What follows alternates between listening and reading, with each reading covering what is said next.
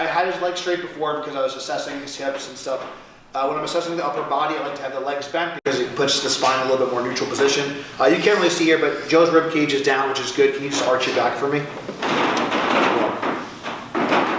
What happened to his ribs? They're flared and they're up, right? So that's a cheat if I'm trying to assess overhead range of motion or shoulder flexions. Now we're gonna look at the shoulders. So I wanna have his ribs down like this. Good? Okay. And you can see like Joe's a little bit more, and most people are, his shoulders are a little bit forward. So these are just kind of things to notice. It's nothing, it's okay.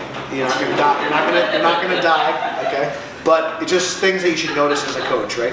Okay, so now we're gonna look at range of motion. We're gonna keep the ribs down.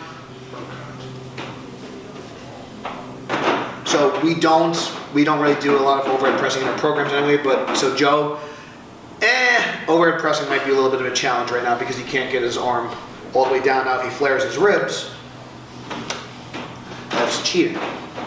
So that's about his true shoulder flexion. So that's why I don't really like programming the overhead press to everybody, because not everyone has enough shoulder flexion. Can he incline press? Yes. Can he bench press? Yes. Yeah, so let's do that. Let's train a range that he has the mobility for. Can he improve it? Absolutely. The question is, like, does he need to? Are you going to overhead press contest anytime soon? So it's okay. So many things like pull-ups and pull-downs, maybe he's better off kind of training in this range also, so that's something to consider also. Or maybe you need to lean a little bit back if you're doing something like a pull-up, okay? So maybe he's not doing a pull-down all the way back here, but he's just kind of pulling in this range as well. So that's shoulder flexion. So Joe's pretty symmetrical, so that's good. And then we're gonna look at ribs down. So you're a little tight here, but that's not bad. So like you don't have any problems like, so he could probably improve this a little bit. If I go out a little bit, it's fine. Do you ever get like any pain like squatting with the bar? Or, I know you take the pinkies off now, right?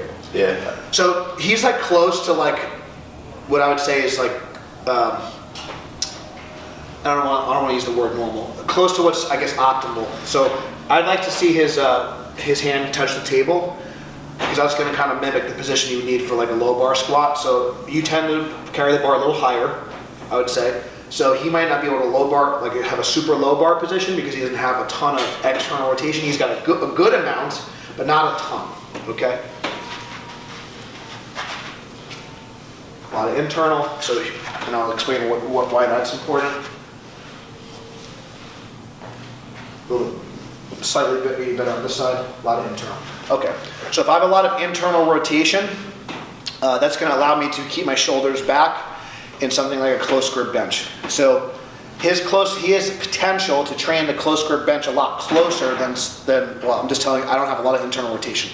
So my close grip is going to need to be a lot wider than his close grip bench.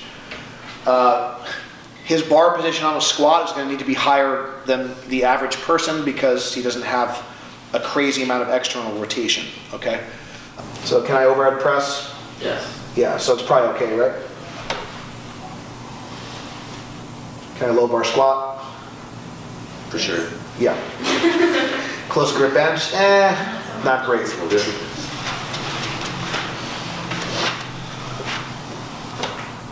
Good. Good. No good. What could he do to increase his mobility, exercise-wise?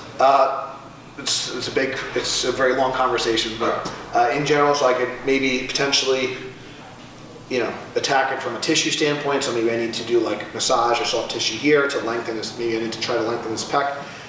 Maybe I need to do exercises that are having him go through external rotation. So like one of the things that we do in our warm-up is what? We do the floor slide. So that's like an exercise that helps promote that position. Maybe I need to work on the tissue back here. The point is I know this is just giving me a picture now. Now I may not want to mess with it at all. I may just be like, hey, you're going to be more of a high bar squatter. You can take your pinky off and maybe a little bit wider grip, and that's fine. And that's so it just depends on if for some reason he says, hey John, I want to try the low bar. then we're gonna have to probably, do some interventions and kind of work on that stuff. I have a question. So what's the benefit of not using your Taking your pinky, so you don't need as much external rotation because you're just taking part of your body like, off the bar. So can you just throw me a stick? Because I think that's, it also keeps your squats classy. Classy? Yeah, pinky's up.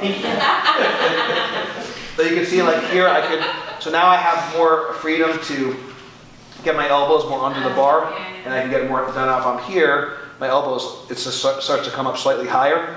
So there's a little bit more, So that's why some people tend to go like with a thumbs over grip. I just feel like I can create more tension this way, wrapping my hand around. So by taking my pinky off, it just allows me to have a little bit more wiggle room with my current range of motion.